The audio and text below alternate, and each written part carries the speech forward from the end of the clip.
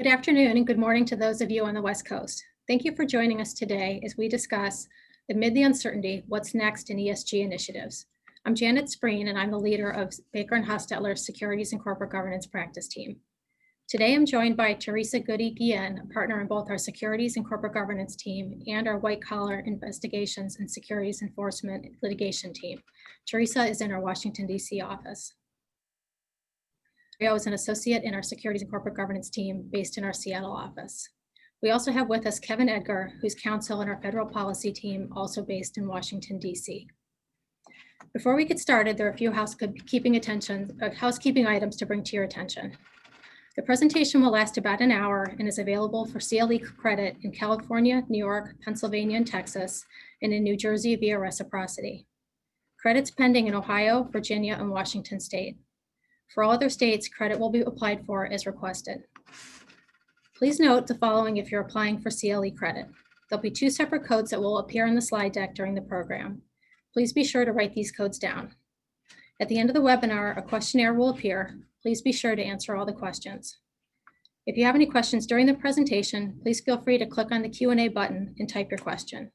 We'll do our best to answer the questions during the course of the program if we have time, but if not, we'll follow up afterwards to answer your question. There will also be an email address provided in the slides at the end of the presentation where you can send us questions following the program. A recording of the webinar will be sent to all attendees as well. So with that, we'll get started. Our presentation today will kick off with some background information on ESG, and then we'll talk a little bit about the trends that we've seen so far in 2020. Then we'll turn to some thoughts on what's next, focusing on the potential legislative agenda with the change in administration. Many of you have probably already seen the announcement this week that SEC Chair Jay Clayton has already decided he'll step down at the end of the year. We'll then turn to some practical tips for developing a disclosure program in light of these factors, and then wrap up with some guidance on the legal risks involved and some mitigating steps that you can take to address them. Next slide, please.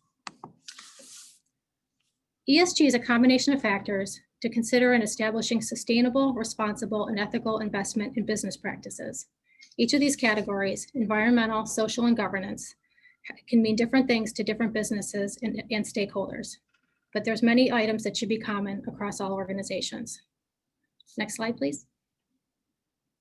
So what's the controversy? These are all worthwhile objectives. If a company has limited resources and is under pressure to grow its bottom line, how is it going to prioritize which areas to focus on? Under state corporate law, boards have a fiduciary duty to cause the corporation to act in the manner that's in the best interest of shareholders. Traditionally, this has meant short-term profit maximization. It's resulted in very little focus paid because of the short-term nature on longer-term sustainability goals.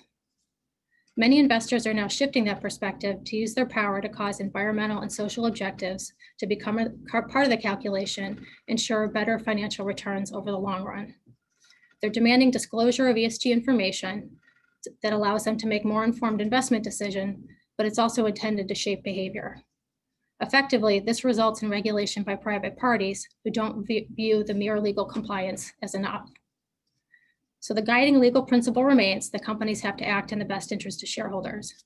But if your shareholders are emphasizing ESG factors in their voting decisions and your stock price reflects the level of attention that the company is paying to these factors, what should companies do now?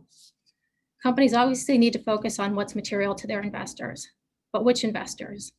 Different investor groups have different agendas and different policies. And then you're still also going to have shareholders who are interested in that short-term return on the bottom line. How do companies finance these objectives? COVID's obviously thrown a new wrinkle into this. Many companies were already struggling to define the resources to vote to ESG goals and to reporting. How do we consistently define and measure these goals so that we can set a baseline and track progress?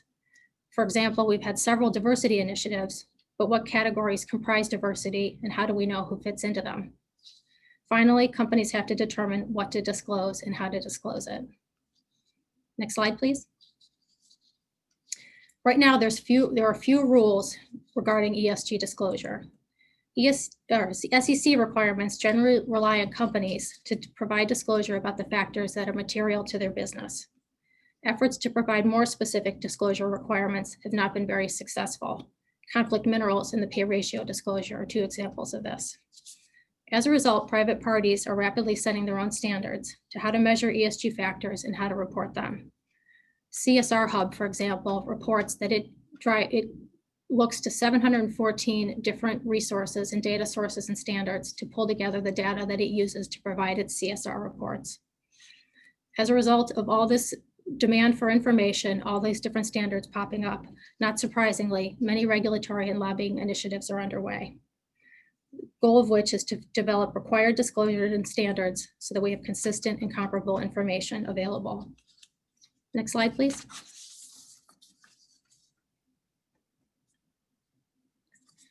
So this next slide provides a big picture overview of the ESG information system. And this chart is taken from one of the standard setting organization reports.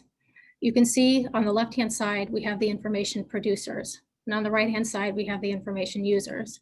But in the center, which is sort of key to the whole process, are the frameworks and standards setters that drive what information is being gathered and then what's being delivered to the parties that are interested in it. We'll focus on some of these standard setting organizations. To be honest, as I mentioned, there's about 700 different organizations out there, and I could have rattled off acronyms for the rest of the hour, but rather than doing that, I'll just highlight some of the main ones that are becoming more and more common. Next slide, please. So first, we'll talk about the TCFD. This is the Task Force for Climate-Related Financial Disclosure. It was formed by the Financial Stability Board and published recommendations in 2017 for climate-related financial risk disclosures. Since then, many organizations have endorsed and adopted the TCFD standards.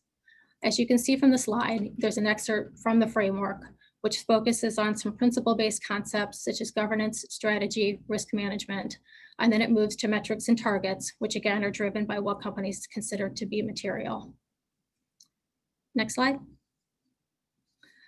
Next, we have SASB, or the Sustainability Accounting Standards Board.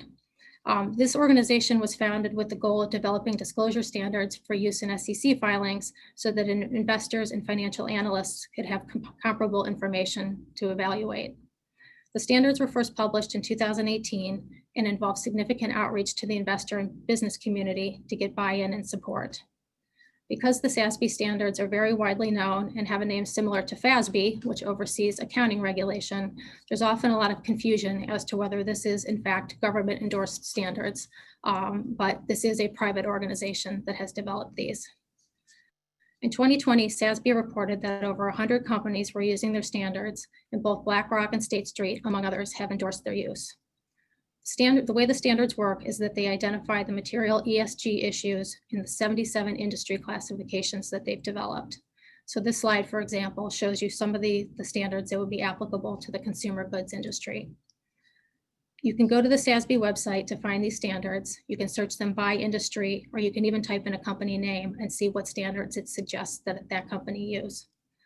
Companies don't have to use these on an all or nothing basis. It provides a nice framework so that companies can start from a certain subset of these standards and potentially work towards addressing all of them. Next slide. So next we have GRI, or the Global Reporting Initiative. Similar to SASB, they publish standards in sort of a tiered approach by industry. They have high-level universal standards that should apply to all companies, and then you can drill down further into specific topics for your industry. So the example I have here is what they suggest for waste generation disclosure. Again, these are all available on the website and are pretty accessible for companies to use as a good resource. Next slide. Note two more quickly. One is the Climate Disclosure Standards Board, or CDSB. Similar to GRI and SASB, they also were developed out of an international consortium and provide a framework for reporting information. That you'll often see this one used as well. And then finally, the CDP, or the Carbon Disclosure Project. This organization works somewhat as a standard setter, but also a reporting organization. The way that CDP works is that they send questionnaires out to companies. I think their website says that they have about 8,000 actually companies and government entities participating at this point to respond back with the information that they request. So by virtue of CDP framing those questionnaires and requesting that information, in effect, they're setting the standards for what's getting reported. CDP then sells its information through a subscription service to investor groups, over 500 at this point subscribe, and other large purchasing organizations that they use to do further reporting. Next slide. Before we move on to the rating agencies, just a note of, thankfully, these organizations have started to work together to combine some of these standards. So even some companies at this point are reporting under a couple of these different standards, they've all acknowledged that this is inefficient and it continues to cause confusion. For example, in September 2020, these organizations issued a statement of intention to work together towards a comprehensive reporting standard. So as the name suggests, that they are working towards one standard, one reporting regime that all companies can use. I found it sort of interesting in this statement, though, that they kind of emphasized that whatever the regime ends up being, that it really should return on materiality. The companies should have to choose what's material to them and how they report it, which effectively takes us back to where we are today. So turning next to the next category of the rating agencies, you'll see the list of examples here. These groups will take that data that individual companies publish, as well as what CDP collects, and then they will publish reports like the sample shown here, scoring companies and how they're performing on ESG factors. While these can provide nice high-level ways to compare companies, this process can be frustrating too, because for those who have dealt with ISS know you don't always know what factors they're taking into account. Are they getting their underlying information right as they produce these reports? I actually saw just yesterday, MSCI issued a press release saying that they now have some guidance that companies can take a look at that does explain some of their measurement and grading standards. But these organizations also are private entities, are not subject to regulated standards, but yet they carry a lot of influence with investors. Next slide. Finally, we have the broader data sets, a couple of examples here.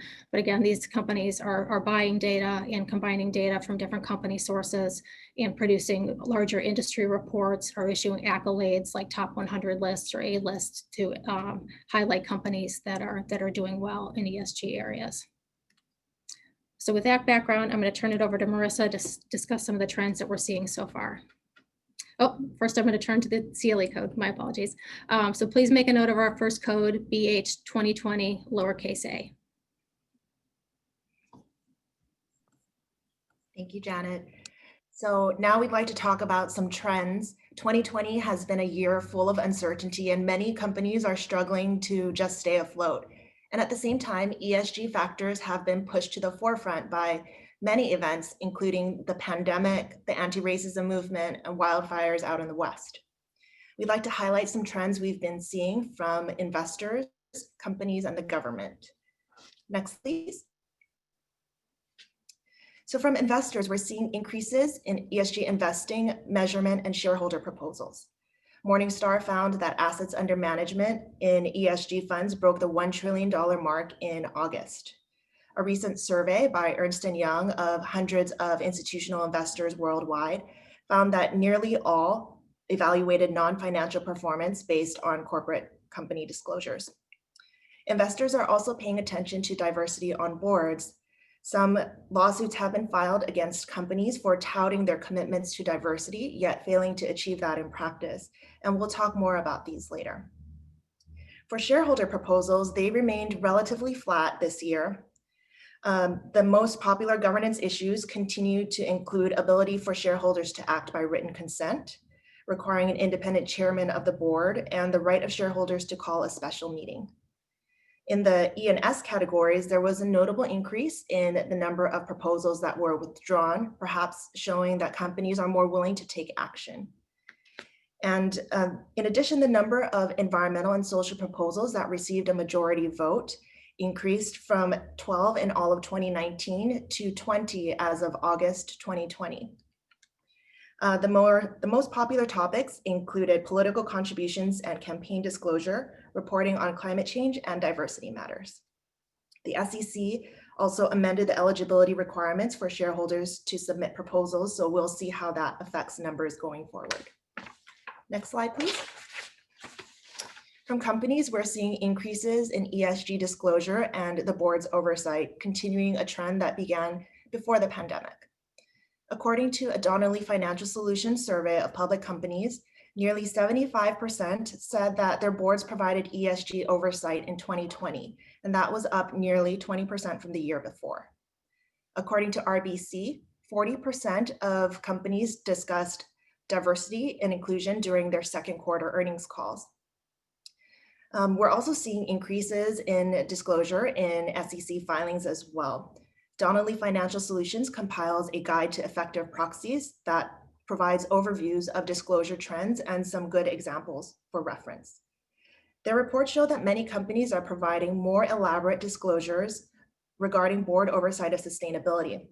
They're discussing topics such as how ESG factors into overall business decisions and strategy. In the area of climate change, more companies are following the TCFD framework. We also did some informal keyword searches of filings within the last 30 days as of about a week ago to get an idea of what's out there. We looked for health and safety measures, and our search returned around 3,000 hits. And this is not scientific, and it likely contains some redundancies, but it shows interesting results when you look at comparative periods in the last year. So we saw 800 hits in MD&A for the last 30 days compared to around 17 for the same period a year ago. And for climate change, there were 1,000 hits, and most were in risk factors, but 150 were in MD&A compared to 6 as of the same period a year ago. Next slide, please. From the government, we're seeing a mixed bag of calls for greater disclosure and calls for greater scrutiny. Some actors include the SEC, the CFTC, the Department of Labor, and state and local governments. So starting with the SEC in August adopted amendments to Regulation SK, which affects disclosures made by public companies. And of note, 101C now requires companies to provide a description of human capital resources and human capital measures or objectives that the company focuses on in maintaining its business, to the extent that those disclosures would be material to understanding the business as a whole. Rather than require any specific disclosure, the SEC is taking a principles-based approach. The 2 Democratic commissioners dissented, saying that they didn't believe that the action went far enough, and they wanted to see treatment of diversity and climate change, among other things. In the SEC's Division of Corporate Finance guidance related to the pandemic issued earlier this year, the SEC emphasized the importance of disclosing material information regarding the impact of COVID, including health and safety policies for employees and customers. Next slide, please. Next, for the CFTC, which regulates the US derivative markets, a subcommittee issued a report in September urging financial regulators to try to understand and address the impacts of climate change. Among the recommendations are that financial regulators should clarify the definition of materiality for medium and long-term risks related to climate, and accounting standard regulators should study how accounting standards map onto climate-relating disclosure. With respect to the Department of Labor, the Employee Benefit Security Administration earlier this year in June proposed a rule to amend regulations under ERISA. And ERISA requires, they wanted to emphasize that ERISA requires plan fiduciaries to act based solely on financial considerations. ERISA sets standards for most voluntarily established private sector retirement and health plans. At the heart of the proposed rule was the concern that ERISA fiduciaries make investments for the financial benefit of beneficiaries, not on non-pecuniary factors such as ESG. That is, unless the investments are otherwise equal. According to Deloitte, over 8,000 responses were received, and of those, over 95% were opposed to the rule. The final rule was released at the end of October, and the rule still requires ERISA fiduciaries to make investment decisions based on pecuniary factors. However, the Department of Labor's fact sheet notes expressly that the operative text of the rule does not contain references to ESG and ESG-themed funds. Many commenters had expressed concern that by including those terms, it could be seen as deterring or prohibiting ESG considerations, even when considerations of those factors were relevant to a risk-return analysis. And last but not least, state and local governments are taking action as well. And I'll talk just about a few here. So New York City this summer, the controller on behalf of New York City retirement funds sent letters to 67 large companies to ask them to disclose standardized diversity data. It was stated that, just saying that we have a commitment to diversity is not enough, and they want to see the data to back that up. Washington State amended its Business Corporations Act to require public companies, with some exceptions, to have women on boards or else make disclosures about how it plans to develop and maintain board diversity. In California, AB 979 amends the Corporations Code to require public companies incorporated in or with principal executive offices in California to have a certain number of members on the board from underrepresented communities. And this adds to legislation that already requires women to be on boards as well. So now I will turn it over to my colleague Kevin to discuss what's coming up. Thanks, Marissa. So this is the part of our discussion this morning that gets into a little more speculation, a little more prognostication, and we'll try to lay out for you all what is going to happen as the Trump and administration is ending, the Biden administration beginning next January, and a new Congress that will assume its seats in early January. Next slide, please. So who has oversight of the SEC and the federal securities laws in the Congress? You have the Committee on Financial Services in the House, the Committee on Banking, Housing, and Urban Affairs. And right now, Jay Clayton is testifying before that committee on general SEC oversight in what will most likely be his final congressional testimony in his almost 4 years as SEC chairman. Now, what's important to note about these committees is they have broad oversight authority of the agency. They can call hearings, they can introduce legislation to amend the federal securities laws. They hold hearings, as I noted, with the commission individually, with the chairman, with division directors, the inspector general, to make sure that the SEC is doing the job that Congress expects them to do. They also can recommend funding levels and budgets and limitations to those funding levels to the Appropriations Committee. And that's important to note.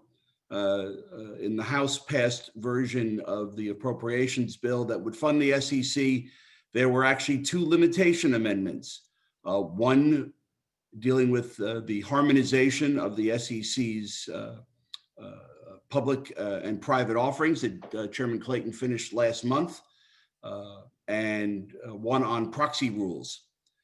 Now, it's unclear if either or both of those provisions will come to a final inclusion in a final SEC funding bill that will be dealt with during what's known as the lame duck session of Congress, which we are in right now.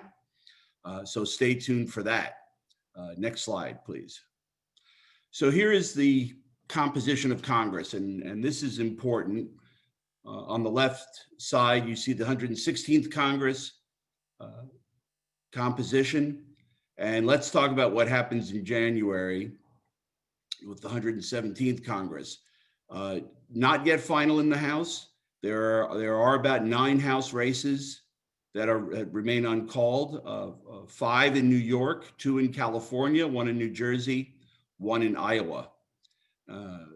Republicans are leading in several of those races. So that's why we have the range of how many Democrats and Republicans that are expected to be in the House in January. It takes 218 to govern.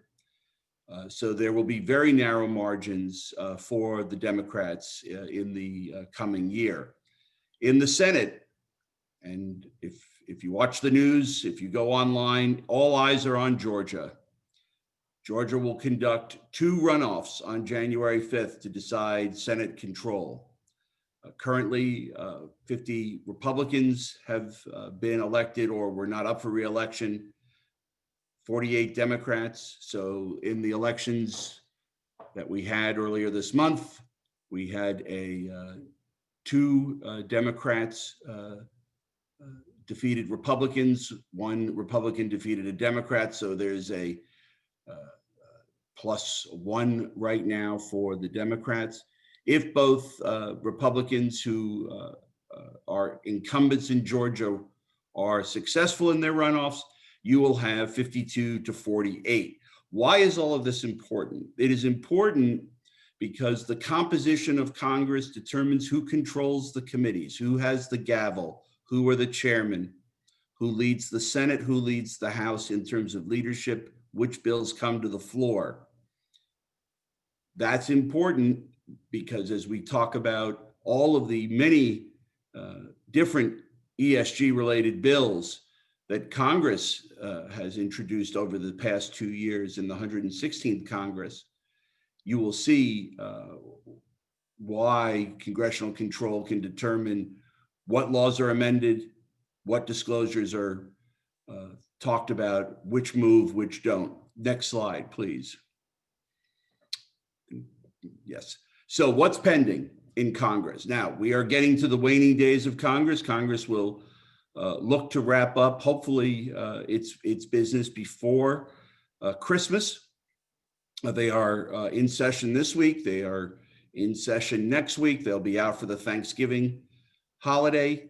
Then they will come back to try to wrap up a few important bills, fund the government in particular, potentially provide some more COVID-related aid.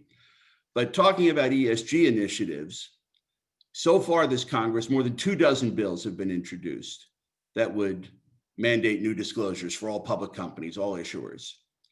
And they involve the topics on the screen, everything from political spending, compensation, diversity, supply chain disruption risk, climate change, human rights, ESG metrics, the impact of pandemics on businesses, where companies earn their revenue, what taxes they pay in each jurisdiction. Now, some of these bills have passed the House. I've listed many of them that have passed. Senate action, highly unlikely on these bills. Most of these bills were mostly partisan votes. Some had a handful of bipartisan votes, but again, the debate in Congress comes down to what is material versus what is specialized. Many times, members will cite the 1976 Supreme Court case, TSC Industries, as the controlling factor, and that each of these new disclosures are yet another obstacle to companies going public, companies having to hire more attorneys to comply with the disclosure regime that would be put in place by any of these bills. The proponents of the legislation will say these are important to investors. The topics are important. The topics are current. They are topical. They are part of what investors want to know before they make an investment decision. Therefore, they are all material. Next slide, please. Want to continue with what's pending and deal with disclosures that are designed to highlight what is happening with the Uyghur people in China. Now, I bring these two bills up because there is bipartisan agreement about China and their activities and how they treat their people and how they attempt to take U.S. intellectual property, take our goods and copy them, how they comply with the rule of law, how they comply with financial reporting, how they deal with human rights. These bills are important because there is enough agreement on China that these are the types of bills that, as we move through a Congress and get to the waning days, have a greater than better than normal chance to be successful and to become law. Most likely the second bill that I've listed here because of its strong bipartisan vote. The Forced Labor Prevention Act deals with sanctions and then would require new disclosures. That bill passed 406 to 3. Again, Senate action is unclear. If it happens, it would be a late breaking bill toward the end of the lame duck session. So we have to stay tuned as deals are discussed and bills that are pending are discussed. There has been earlier in the Congress legislation dealing with the Uyghurs. Unclear if there will be more, but I highlight those two bills as what is pending and what issuers should be aware of as we get to the end of this year. Next slide, please. Now, we have the National Defense Authorization Act, or NDAA, and there is a provision currently in NDAA that is now moving toward what is known as a conference committee, which is where the House and Senate reconcile their competing bills and their differences and present what is known as a conference report to be voted on by the members and presented to the president. This bill has been enacted every year since 1961. Now, you're probably thinking, how does a provision about disclosure of board members, board nominees, and executive officers end up in a defense authorization bill? Well, back to my earlier point about Congress and who controls Congress. If 218 people agree that an unrelated provision can be put into a bill on defense policy, it can go in. And that is what happened earlier this year. This disclosure provision was originally standalone legislation. It did pass the House earlier in the Congress. It was added to the NDAA, and it is its disposition on final inclusion is still pending as the members involved in the bill and the broader bill of NDAA debate its final contours. Again, something to be watched as we move to the end of this Congress. Now, there is an implementation period. If this bill or provision were to become law, the SEC would be given the authority to write rules to implement. There would be a public notice and comment period. But it, again, is something to watch as we move toward the end of the Congress. Next slide, please. Okay. Earlier this year, we all know we had the CARES Act. The CARES Act provided a number of aid-related relief to businesses, public corporations, gave the power to the Fed to establish lending facilities, gave the Treasury Department the power to provide loans and grants to different sectors of our economy. Now, while not directly ESG, there are compensation directives, restrictions on pay and benefits, stock buybacks, and dividends. Now, all of those obviously would have to be disclosed by corporations if, in fact, they did take the aid until 12 months after the loan is repaid. Now, obviously, grants are different, but for the loans, that is the statutory text. What's interesting to note is what was in the House Democrat proposal, which contained a number of governance provisions that were not adopted, but important to note as what would have been tied to taking COVID relief and what would have been permanent disclosures, irrespective of any COVID relief. And you can see supply chain disruption risk disclosure, global pandemic risk disclosure. Then you can see the bans on compensation, certain types of compensation, buybacks, dividends, and including even federal lobbying. Then there would have been, for accelerated filers, permanently allowing their board to be, 1/3 of their board to be selected by employees, permanent disclosure of political spending, human capital management, which was noted earlier as a concern by the Democratic commissioners at the SEC. The bill that deals with human capital management is far more detailed, very specific as to the factors that an issuer would have to disclose to be compliant.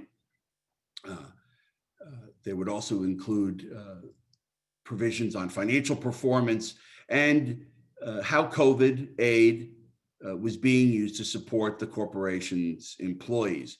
So those, while not adopted, there are individual bills that touch on many of these subject matters and move along the discussion about what is material, what is important to investors. Next slide. Back to Janet. Thanks, Kevin.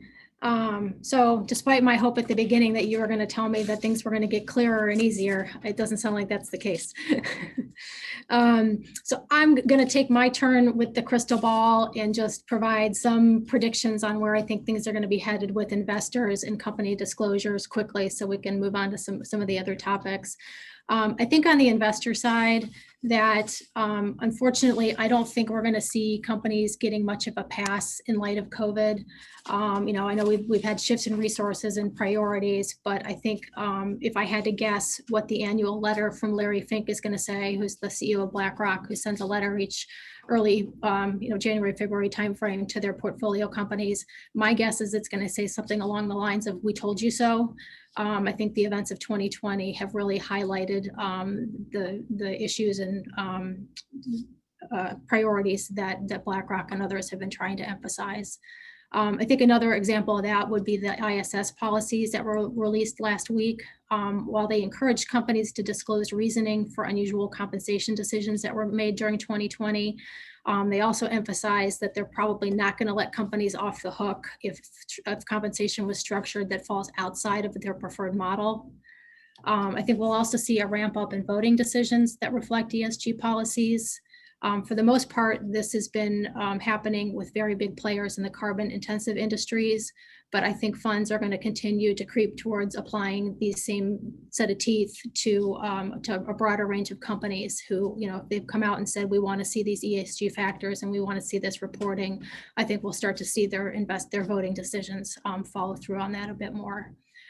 Finally, I do think we'll continue to see, given that we've sort of have a mixed bag of what we might see on the regulatory front, I do think that we'll continue to have some front runners as far as these reporting standards and metrics are concerned. Obviously, the investment community and the organizations themselves are emphasizing that we really need things that are consistent and comparable across industries. And on the other side, you've got companies who tend to congregate towards what everyone else is doing.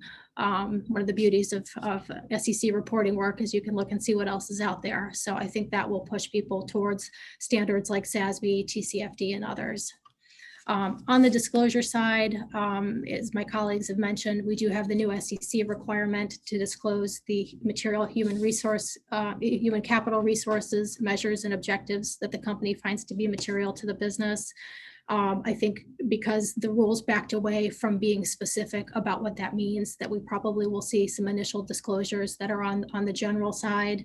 That said, it does provide an opportunity for companies to really highlight the factors that they want ISS and others to really know about the company and take into account when doing those rating assessments. I actually saw one commentator note that they could see the human capital section approaching the life of its own, like CD&A has taken on over the years, which would be certainly an interesting development. I think we'll also obviously see the COVID impact on human capital and supply chains emphasized in filings. And then I think also as a part of this requirement, or maybe even elsewhere, that we're going to see a lot of focus on diversity and overall articulation of companies' culture and values. We've seen many filings thus far this year have emphasized that the company is really taking care of its people and focusing on that as a top priority during the pandemic. I noted the ISS policies about compensation, so I do think we'll see a lot of disclosure about what those compensation decisions were during the pandemic. Many companies had a very difficult time setting performance targets given the uncertainty and trying to predict what was going to happen. Other companies were dealing with very low stock prices, so when it was time to make their grants for the year, it was difficult to deliver a lot of value to their to their teams because of the number of shares that it would take to approach the value of the compensation that individuals were used to getting. I think actually we'll see a lot of companies having to go out for shareholder approval of increases in the shares authorized under their equity plans as a result of that. It'll be interesting to see whether some of those proposals related to those plans will tie back to the human capital disclosure and use that as a way to really emphasize the need for why they need more shares as a form of compensation. I guess then referencing back to some of the trends that Marissa talked about, I think we'll just continue to see an uptick of the references throughout SEC filings and not just in the traditional risk factor sections on ESG factors. We're seeing more and more companies in their proxy statements are starting to put a handful of statistics in there about ESG metrics, maybe citing some of the accolades from the rating agencies and others. But I think for the most part, we'll continue to see those disclosures provided in the annual report or maybe a separate sustainability report that's available on company websites rather than in the filings themselves. That said, I guess it wouldn't surprise me, we've seen this list of governance bullet points that have become pretty standard in the proxy statement that highlight the 10 or 12 governance practices that the company touts. Over time, maybe we'll see a similar list develop for E&S practices as well. One other change to note, the SEC did change the rules a little bit on risk factor and business section disclosure, trying to emphasize more the principles-based framework, trying to really encourage companies to focus on what's material. Some of those rules had suggested disclosure topics in them before that a lot of companies thought were, these are things I have to talk about even if they're immaterial.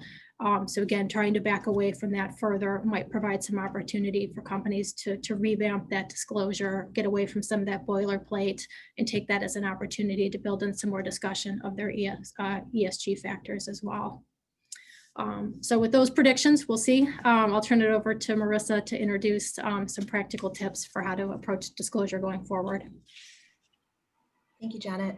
So as Janet mentioned, we will discuss briefly some tips on how to develop a disclosure approach in light of the trends that we've discussed and how to remain flexible given all of the uncertainty that we've seen as well. So there's a lot of information out there, whether it be practitioner resources or academic resources.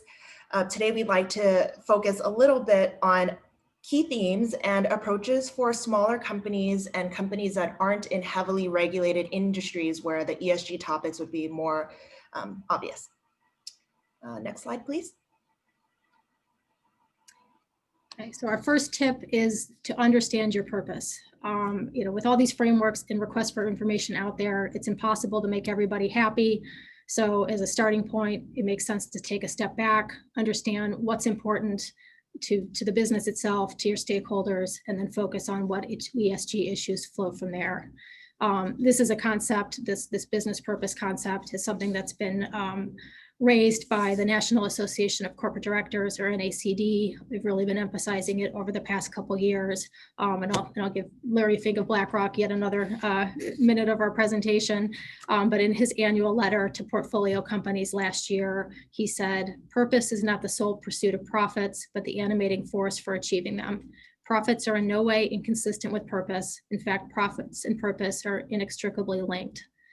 PwC also had a nice article on purpose-based reporting in which they said, "The board should understand how the company clearly defines and communicates its purpose, including how it will consistently measure the value that it delivers to stakeholders." So turning back to a point I brought up at the beginning, from a fiduciary perspective, there needs to be a tie between this purpose and what's in the best interest of shareholders. And this provides a good guiding principle as a starting point for the ESG disclosures.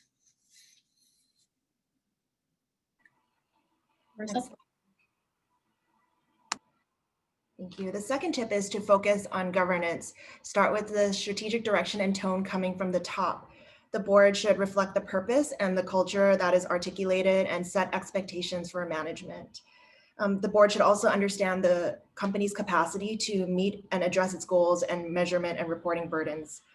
It's also important to cultivate a diverse board in terms of experience and expertise. Consider what skills and characteristics your board could benefit from. For example, an NACD study from 2015 to 2017 found that the number of HR professionals on boards tripled in that period, reflecting an increase in emphasis on human capital in the board's role in overseeing that. It's also important to clarify and document the board's role in ESG, and we're seeing many companies describing that as well. There is also an increasing trend to either establish a standalone committee or to add to existing committees some ESG oversight responsibilities. And lastly, keep an eye out for regulatory developments. Things are changing very quickly, so the board should be getting regular updates.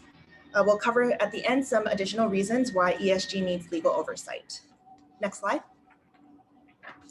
And our third tip is to improve engagement with stakeholders. It's important to know who's your audience is and what information is useful to them. You should know the policies of your largest holders and don't just wait around for a shareholder proposal. To that end, you can look at companies in your industry and with your market cap, and also look at rating agency reports to see if there are easy fixes or common themes. Also consider whether you're trying to attract new types of investors and what information is important to them. And consider how your communications to investors affect other stakeholders, including employees, customers, and regulators. Finally, don't forget about Regulation FD. Make sure that your one-on-one conversations are coordinated with your public disclosures. Next slide. Okay, so then our final tip goes without saying, which is to measure and report carefully. Obviously, there's a lot of choices out there as far as the standards are concerned, but you really should be choosing standards that you have the resources to gather the right information, to track them from the year to year, and that they're aligned again with that corporate and business purpose. Couple things to consider. Take a look at what you're already gathering for regulatory, HR, or budgeting purposes. Take a look at things like the TCFD and the SASB standards within your own industry as a starting point. Always helpful to look at what your peers are doing, but also to look to see whether they're getting value for that. If there's a substantial difference in a peer's stock price from yours, that could be something that is accounting for that. Narrative disclosures that are generic aren't going to get you very far, but it's good to start at least with some reference of ESG factors in your filings or elsewhere, to at least let your investors know that you're starting to think about it and you're starting to move forward towards some further reporting. Companies can also engage accounting firms or others to do audit or assurance work on ESG factors to provide some additional certainty. And then finally, you need to think about where you're going to report that information. It can be in SEC filings, can be on the company website, can be in the annual report. We've seen some of that popping up in earnings calls, but it's really going to be based on who's your intended audience, how much content did you have to report, and then as a lead into what Teresa's going to turn to next, there's different liability regimes that will attach to where this information is, and it's important to think about those as you move forward. So with that, I'll turn it to Teresa. Thanks, Janet. So there are indeed legal risks of ESG disclosure, like there's legal risks with just about everything. Companies are under increasing pressure to make public statements about ESG issues and provide ESG disclosure, but all these statements and disclosures can make companies susceptible to significant litigation and liability risks if they're not made with care. So next slide, please. So how are you to be aware of the legal risks? Well, the first thing is to pay attention to hot button issues. So I think it's no surprise that diversity is a big hot button issue these days. In June, Newsweek actually published an article titled "The 20 Largest Public US Companies Without a Black Person on Their Board." So as Marissa had indicated, now there are companies who are on lists like these, along with their directors, have found themselves the subject of diversity-related complaints. And these complaints, for example, note the lack of diversity on board and senior executive levels, and then contrast that with the public messaging about diversity. So these allegations include breaches of fiduciary duty, which Janet has referenced, and violations of federal securities laws, which I'll get into in just a few minutes. Notably, Baker Hostetler will be putting out an article discussing recent litigation about board diversity, so keep an eye out for that. Second, there's a board oversight risk here associated with ESG disclosures. And As Janet mentioned, directors have fiduciary duties, and those duties primarily include a duty of care and loyalty. And as part of the duty of loyalty, boards of directors also have what are often referred to as Caremark duties. So this is named from the seminal 1996 case, Henry Caremark International Incorporated derivative litigation. Basically, Caremark and its progeny articulate the scope of the board's duty to monitor and oversee corporate risk. So a corporation's board may be liable for breaches of fiduciary duty when the directors utterly failed to implement any reporting or information systems or controls, or having implemented such a system or controls, it consciously failed to monitor or oversee its operations and thus disabling themselves from being informed of risks or problems requiring their attention. Boards of directors and overseeing things have to be informed and so that they can make informed decisions and appropriate oversight. So this is a rather demanding standard. It's onerous to meet, but nonetheless, it can be met. Since Caremark, the good faith duty to monitor risk has been addressed in hundreds of cases. And while courts are careful not to allow plaintiffs to use this duty to monitor as a vehicle to second guess well-informed boards' business decisions, including risk-taking. Right now, the precise scope of directors' obligations to take into account the welfare of other constituencies, such as ESG, and those who are interested in ESG may develop further in case law, and we're expected to see that, especially as ESG continues to grow in public discourse. There was a case in just last year, Marchand versus Barnhill, in which the Delaware Supreme Court reversed the course of Chancery's dismissal of a complaint against the board of directors. It was the board of directors of an ice cream manufacturer, and it arises from their alleged failure to discharge their duty to exercise oversight. So they were alleged to fail to implement a system to monitor the ice cream manufacturer's food safety performance and compliance. And then this resulted in a listeria outbreak that caused the death of 3 people. And then beyond those deaths, the outbreak caused the company to recall all of its products, shut down production at all of its plants, and lay off over 1/3 of its workforce. So as this kind of points out, in this case underscores, the closer that the ESG issues are related to the core company risks, the more diligent oversight the court expects to see from boards. Next slide, please. And the federal securities laws. They're always creeping into any kind of disclosure that you make. So, of course, they can be implicated by ESG statements and disclosures. ESG disclosures have drawn claims alleging from material misstatements and omissions, whether in traditional reports or less formal sources like a code of conduct. So it's important to remember here that if you disclose something, whether or not it's required technically under the securities laws, it must be true. Second, once you make a disclosure, you have a continuing obligation to update to maintain its accuracy. Again, whether or not it's required under the securities laws. So you need to be mindful of when you're making disclosures that are not required and ensure that they are accurate as well. So as Janet had mentioned, there's a variety of sources to publish ESG information, whether it's on websites or corporate responsibility and sustainability reports, speeches, and companies have begun to include these types of disclosures in their SEC filings, such as proxy statements or quarterly and annual reports. Now, when it is included in an SEC filing, it's subject to the same scrutiny as every other SEC filing. And so you may be subject to significant liability under the federal securities laws, so it's important to make sure those disclosures are accurate. And even when ESG disclosures are provided outside of SEC filings, like earnings calls or investor presentations, public websites, they also can create liability under the federal securities laws. So a couple things to look out for.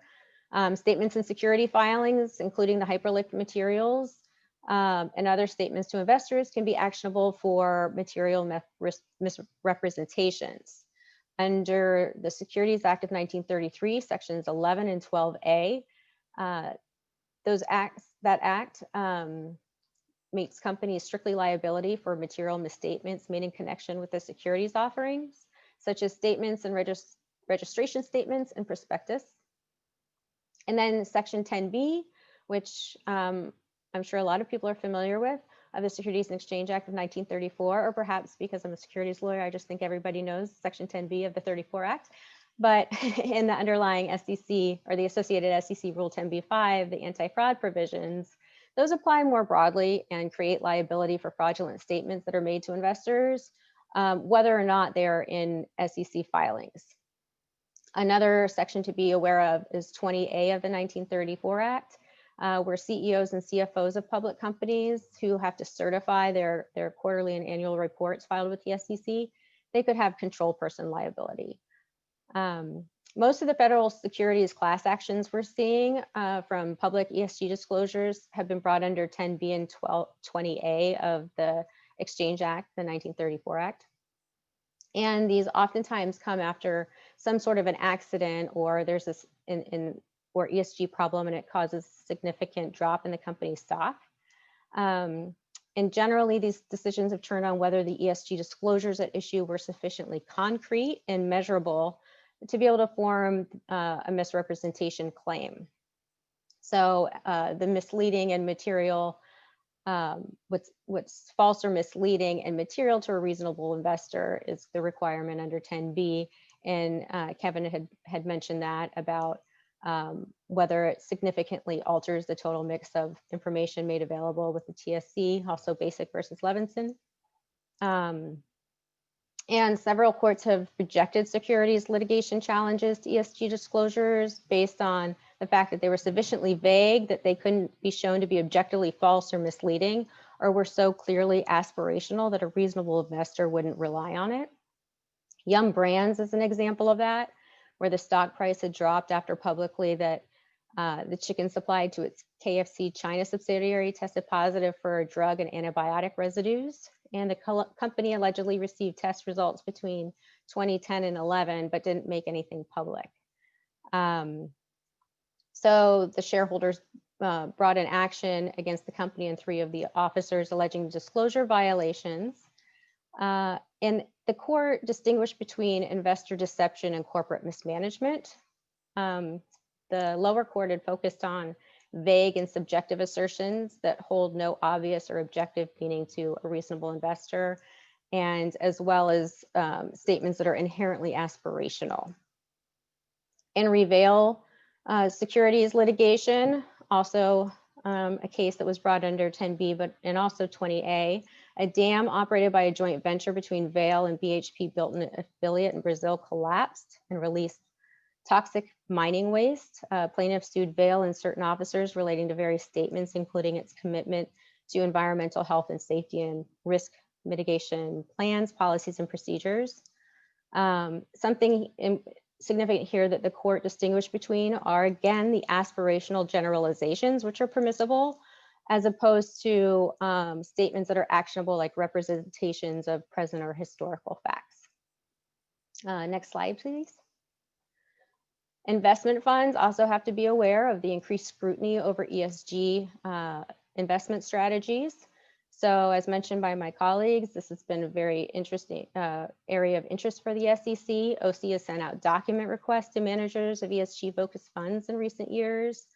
The OC's 2020 examination priorities has shown particular interest in the accuracy and adequacy of disclosures with regard to funds. They've sent out comment letters regarding ESG matters for 2 funds, saying that the commission believes funds using ESG in their strategy should provide sufficient disclosure so investors can distinguish between ESG funds as funds define ESG differently. As Janet indicated, there's a lot of different ways people are using, measuring ESG. And commissioners on both sides of the aisle are indicating that ESG disclosures with regard to funds are material to investors. Next slide, please. And it's important to be mindful of other consumer and investor protection laws. So there's Product labels, whether it's misrepresentations and emissions. One here that I think a lot of people are familiar with, 100% natural organic. You know, company reports, websites, and marketing materials. The FTC also has jurisdiction over deceptive and unfair business practices. As Marissa had mentioned, with state and local actions, California has recently added to its sanctionability for boards failing to meet their diversity requirements for underrepresented communities as well as females. And then there's also books and records requests. So this is an avenue that a stockholder can go to inspect the books and records of a company under certain circumstances.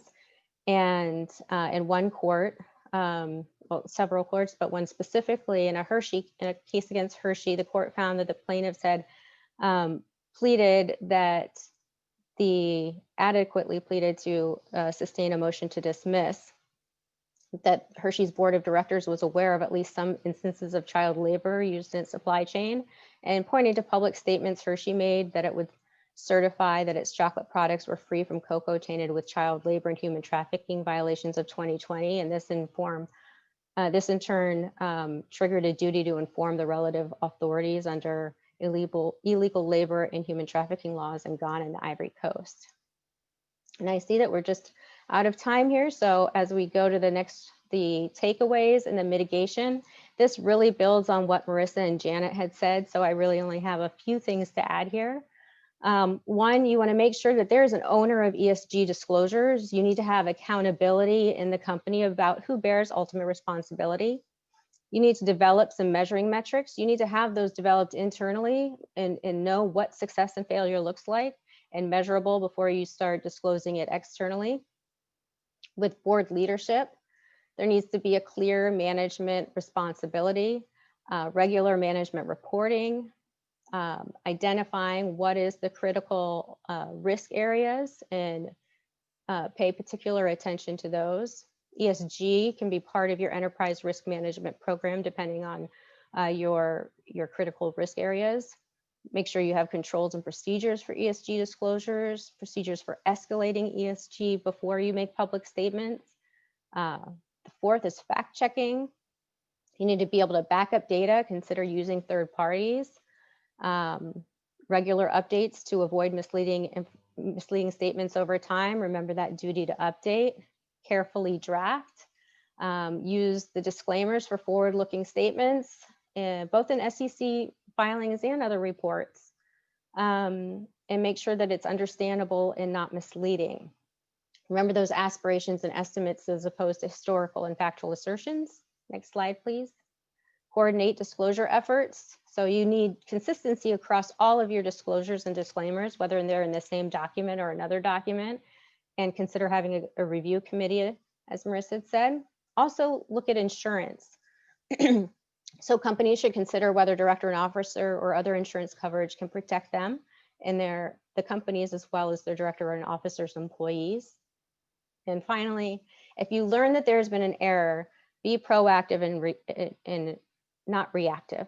So if you learn of some sort of potential disclosure issue, consult counsel, determine the best approach, whether there actually is a violation or not.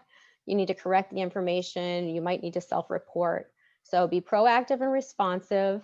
And these are the 10 questions you basically need to answer anytime something goes afoul and you find a problem at the company. So what happened? How'd you learn about it? Did you figure it out on your own? Did somebody else tell you? Is this systemic, one-off problem? Was there any kind of a harm? Have you fixed it? Does the government know about it? Should the government know about it? And how do you make sure that these incidents aren't likely to recur? So I'll turn it back over to Janet. Thanks, Teresa. So thank you to all of our attendees for sticking with us for an extra 4 minutes today and for attending. And thank you to my colleagues for your time as well. Our last code for CLE credit is here on the screen, BH 2020A. When the recording or when the webinar ends, you will have a questionnaire to respond to that you can fill these codes into. Make sure you answer all the questions and submit it if you want to get credit. As I said at the beginning, if you do have questions, please do follow up with us. Not only could I have named acronyms for the entire hour, but I think any one of us could have gone on for a much longer time on these topics. So we'd be happy to drill down in more detail about anything that might have piqued your interest. And then finally, we did get one question asking if the slides would be made available, which I always appreciate that question because it validates that we must have said something that was of interest in the past hour. So we will send around the recording as well as the slides to everybody who participated today. So thank you again, and hopefully we'll see you again soon.